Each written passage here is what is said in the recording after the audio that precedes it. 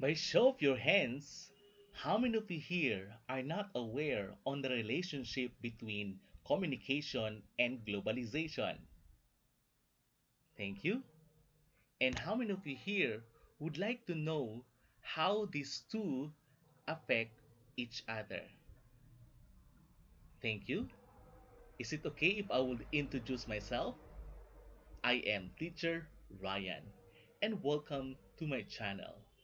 Anyway, if you're new here in my channel, don't forget to click and subscribe and hit the notification down for you to be updated on my upcoming videos. So today, we're going to talk about on the subject matter on communication and globalization. So what is it for me?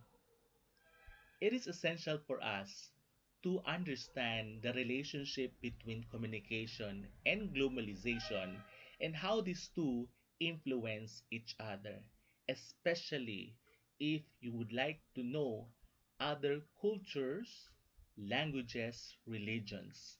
And these will contribute impact to your awareness towards how you communicate to other nations. So, it is important for us to know communication and globalization and to avoid culture shock. Alright, so at the end of this video, you'll be able to explain how cultural and global issues affect globalization. Number two is you're going to appreciate the impact of communication on society and the world. And this will be our outline. Number one, we will define what is globalization, what are the impacts of globalization on communication, and the impacts of globalization on global communication. Let's begin with the question, what is globalization? It is defined, it is a process of interaction and integration. Okay, for a while. Yan. Again, it is a process of interaction and integration among people, companies, and governments of different nations. A process driven by international trade and investment and aided by information technology. This process has effects on the environment, on culture, on political systems, on economic development and prosperity, and on human physical well-being in societies around the world. So, I highlighted three colors. One is yellow, blue, and white. So, but let's look at the first sentence, the first phrase of the highlighted yellow. It is the process of interaction and integration among people, companies, and governments of different nations. Now, what are the two factors on the process of globalization? Very good. Interaction and integration. You cannot say that a globalization, if you don't know the factors in the process. We call it globalization because it is the transmission or the interaction and integration of people among people, companies, and governments of different nations. So, globalization cannot go away from this connection in the society. We connect one another. And when we connect one another, we inject something. We place best practices. We integrate the values. We integrate culture. We integrate religion. We integrate or inject something new to the place or something that we can actually learn from each other. So that this involves the people, the companies, and the governments of different nations. Number two is still a process. Now, I want you to look at the word driven by. What comes in your mind when you hear the word driven by? begins in letter M. So once you are driven by, you're actually motivated by, or it is anchored to the international trade and investment. So this is the reason why we have globalization, because we are doing this for connection internationally by doing business with them. So that's why our local products are exported to another countries in order to have connection to the people. And once we are having a trading, we are expecting for investment, return of investment of it. It could be in the form of products, services, or even our communication. For example, we have our ESL, or the English Second Language tutorial businesses. And without the presence of the information technology, globalization cannot happen. I know that word globalization is not new to us. We have already heard about it, but we don't know exactly what it means. Same goes in communication. Since the beginning of memorial time, we have already known or aware of what communication is. So, in other words, when we look at the definition of globalization, it has factors on interaction and integration. It is motivated by international trade and investment. Why we connect with other countries? Because there is trading, there is business, and we would like to invest, especially in the tourism that we have. And of course, without the use of technology, connection, of course, this will not happen. And this will actually give us the effects, the result. So once we connect to other countries, to do business with them, to the use of technology, even if we don't go there physically, but by cyberspace travel, we can actually reach each other. So it has effects. Why we have globalization? It has effects on the environment. So when you talk about environment, we are aware of, even if we don't go there, we could actually see the way how they live, their norms, their cultures. So we actually can discover, identify their norms, their values, what kind of environment that they have, right? It could be it could be like they are living in the south part of the world or even in the north part of the world. So, because of globalization, we can actually be exposed to the kind of environment that they have. Number two, because of globalization, it leads us in understanding on the way of living that they have, their culture, the way how they dress, the way how they talk, the way how they believe, and that is something that globalization can help us. Next, we have the political systems. In the world governments, there are a lot of types.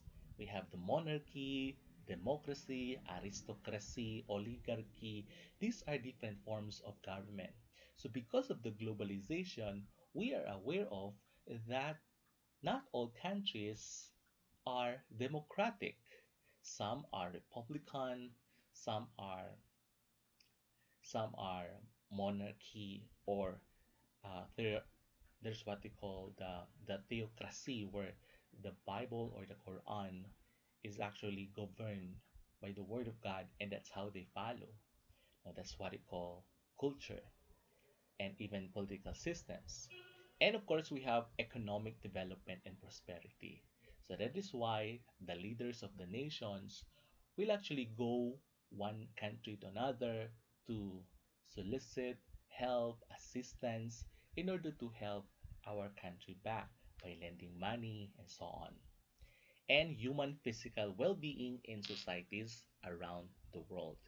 So this will be able to allow us to see their physical well-being, how they live their life, what kind of society that they have. So because of this globalization in our definition, we can actually see the process, how we connect one another, how we invite one another by these people, companies, and so on. Okay, next is let's look at the impacts of globalization on communication. What are the things that globalization contributed on communication? Okay, there are four. We have virtual interaction, cultural awareness in speech, cultural awareness in body language, and time difference. So let's begin with we call the virtual interaction. So what do you mean by virtual interaction?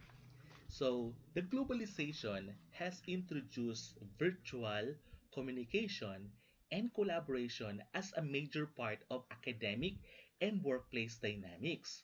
We need to understand the strengths and limitations of different communications media and how to use each medium to maximum effect.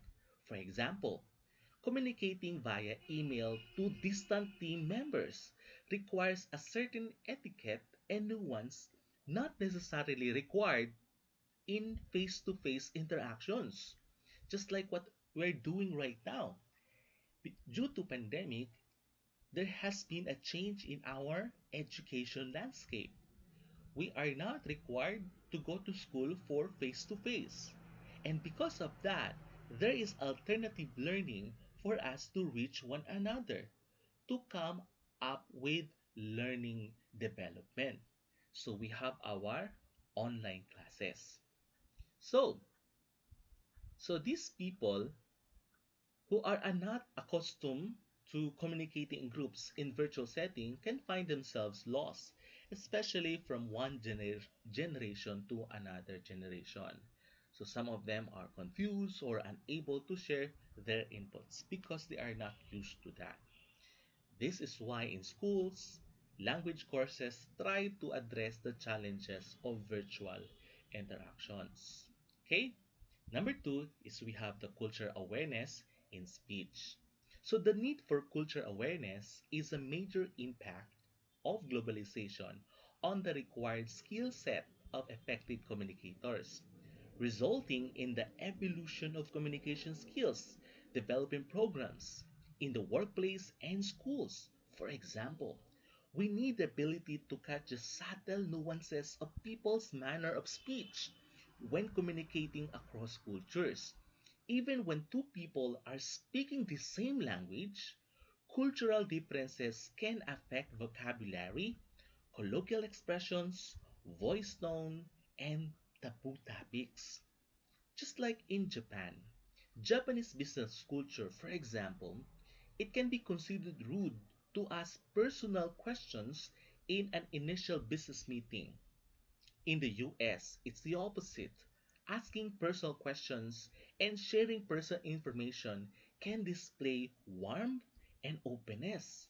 So these American and Japanese business people who understand this about each other can communicate in ways that resonate more effectively with each other.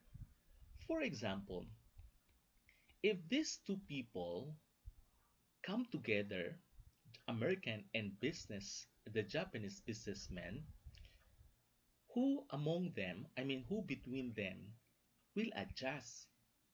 Is it the American business person or the Japanese business person? The question is where exactly the two are.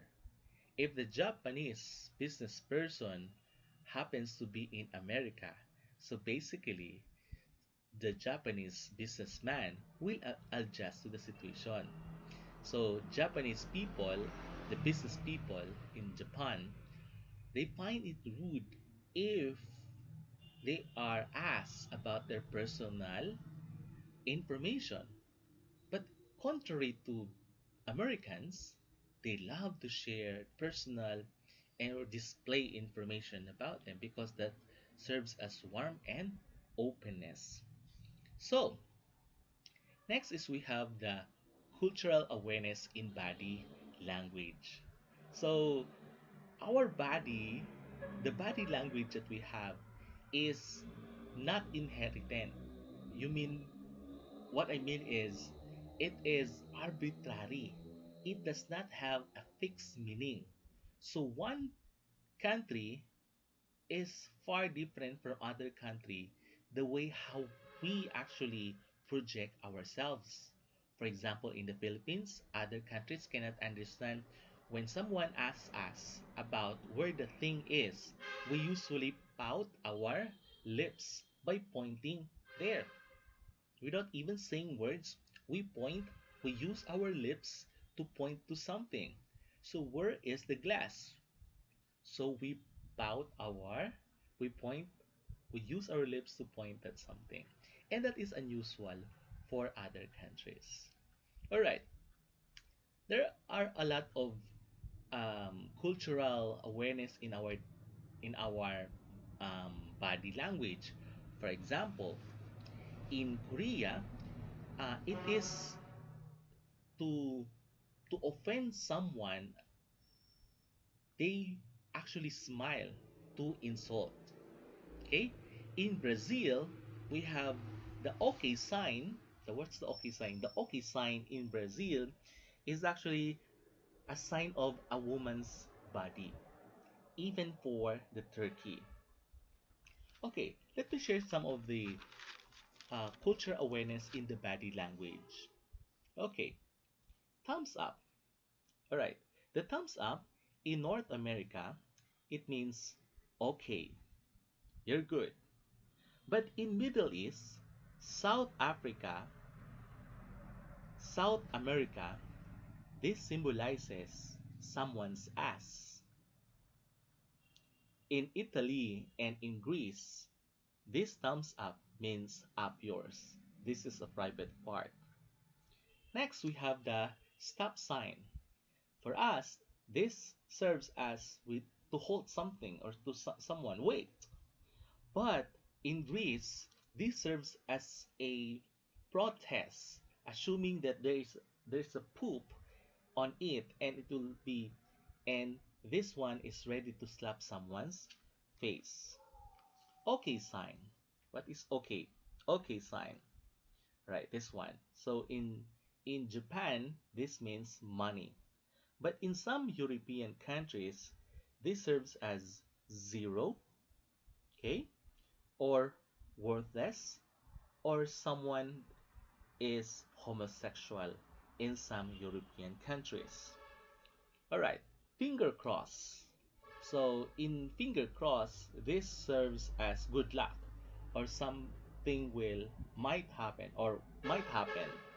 But in Vietnam, this serves as ladies' part. And some other countries when they hide this finger cross at the back, this means that it is untrue behind your back. Now, we have also the horn sign. The horn sign. Yeah, the horn sign in some other countries, for example, in Italy, Colombia, Spain, Portugal, and Brazil, they share a similar interpretation on the horn sign. So this means that your wife is being unfaithful or stupid. This one. So Italy, Colombia, Spain, Portugal, and Brazil. All right, beckoning, beckoning. So this is to call the motion or to call the dog near to you.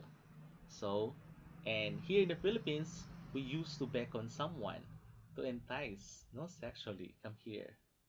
Or just like treating that someone like, come here, come here. Right? And the peace sign. The peace sign for us, this is to serve peace if you hurt somebody, right? But if you will flip this one, you flip at the back of your hand, especially in Britain, New Zealand, and Australia, this means back off. So diba? That serves as something like a censored gesture, so that will actually do something like for women, no? Okay, in Russia, giving an even number of flowers that invites death. So when you're giving even number like 2, 4, 6, 8, 10, 12, even numbers, even number of flowers, that symbolizes death. Or if you would like to threat someone, you give them the white flower, even number. Okay, now, in some other countries, using the left hand to give someone, so that means to say you are unsincere. So we actually use our right hand, we use our right hand to show sincerity. But for us, it's not about the gift, it's not about what we give, but how we give, regardless if it is right or left. But there are other countries who other country who practice when they use left hand, that shows insincerity. All right, the okay sign again, the okay sign. Okay sign, in Britain, everything is okay. But in Brazil, this is obscene. Okay? And in Japan, this means money. All right. Now, we have also to emphasize the point. Emphasize the point. Okay? So emphasize the point when you do like this. Okay, you have the point. Okay? And in Jordan, it's wait a second. But for us in the Philippines, to emphasize the point, right? Or wait a second is wait. Okay? Or we do like this, times up. Okay, times up or wait a second. Wait a second. Okay? But in Jordan, doing like this is wait a second. Okay. Now, inviting someone to drink like alcohol. Okay? In USA, when they want to invite someone to drink a liquor, they do like this. Let's drink. But in France, they actually twist their nose in France. Twist their nose. So that is in the France. So if you happen to go abroad, especially if you are hotelier working in the hotel, so someone will do a gesture and ask favor and they place their hand on their in front of their nose. That means to say he or she wants to drink a liquor. But in Russia, it's different. They click they click their finger to their throat and say to invite someone to drink. So this one. This is how it looks. They click their fingers in front of their throat so to invite someone to drink a liquor. In Russia, when they scratch their ear at the back of their head, there's something wrong. Okay? Scratch. So that means something is awkward. But in the Philippines, if something is awkward or someone does an awkward thing, we usually scratch our head, or even us when we do something a mistake and then unintentionally we actually scratch our head. But when we do like this, actually we have similar gesture of cultural body language to Russia by scratching our back, something like that.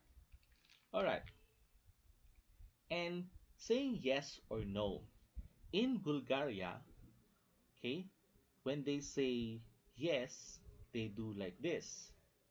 And when they say no, like this. So they share the same body language with India. So India, they say this is yes and this is no. Okay? And Argentina and the Philippines share similar time difference, no? Later on. So it's rude to be punctual, so you need to be late 1 hour. Okay, eating, like slurping your soup. Like when you make a noise in the Western culture, that is rude. But in Japan, when you slurp the soup, that means to say you find the food delicious. And in Brazil and Turkey, the okay sign is, of course, that it's a woman's body. And what else? And don't you know that in Arab and South Africa, when someone compliments you based on what you have, like your watch, you are obliged to unlatch it and give it to them. Or you could actually say thrice to say no thrice. Okay? So those are the cultural awareness that I shared with you so that if you happen to go abroad, then you know exactly what to do. Okay, next we have the war time differences. So basically, we work in the different time zones. So here in the Philippines, if it is 2 o'clock, then some we are behind or we are advanced from other countries. So how does it impact in the globalization? So especially in the BPO, the business processing outsourcing, the BPO, the business processing outsourcing. So most of the agents work best or work most of the time during dawn time or during midnight because the opposite side of the world, their clients are Americans working daytime, right? So there is a time difference. All right, next is we go to what they call the impacts of globalization on global communication. So let's understand what are the impacts of globalization on global communication. Number one is what they call the availability of information. Do you believe that technology has already conquered the whole world? Almost. But don't you know that even in Africa, 70% of them do not have access to technology, even signal or even phones. They are not yet fully technologically civilized. So 70% of the places in Africa do not have access to technology. So they don't have the availability of information. And that becomes the problem in number four. So here in availability of information as the impacts of globalization on global communication because of the presence of the www.com. So how do you know that the website is legit or legitimized? Once it has an HTTP, okay, so that is legit. But if you see a link on your website does not have the HTTP, and that is something wrong about it. So the ability of information before we just go to the library or we go to Encarta to find and research about our assignment terms. Unlike today, everything is found on Google, on some other websites, one click away. So either it can make or break us. Number two, the impact of globalization on global communication is the business scandal. So one does not need or one does not necessarily go to other country in order to transact business. You can do virtual business. You can actually communicate with your clients through online. Even 51 Talk, Akadsok, these are businesses that cater learning English. And don't you know that in the Philippines, we use English because this serves as our asset. It does not, it doesn't need you to become an English major, but having an English major course is a plus, but as long as you have the language facility in the language of English, language facility in English, then you can actually use that in business, right? So talking to Japanese, Taiwanese, those countries, um, having English as a foreign language, right? Next is social awareness. So when we look at the the news, on America, BBC, ABC, some other English speaking countries, or even non English speaking countries. Because of this, of the social media that we have right now, we can actually have the knowledge of what is happening to them, or even we can actually voice out our opinions because we are a free country and we want to be the voice of the nation. So this will help us understand the status quo of our country. So that's the social awareness on the global communication. So if there are other problems about it, then we share. Lastly, the problem. That is what I'm telling you. I've been telling you that 70% of the places in Africa do not have the access on technology, and this becomes the problem. All right? There you are. So as easy as that. So I hope you have learned something on this video and see you on my lesson 3. If you have any question regarding this video, you can comment down and state your question there. Alright?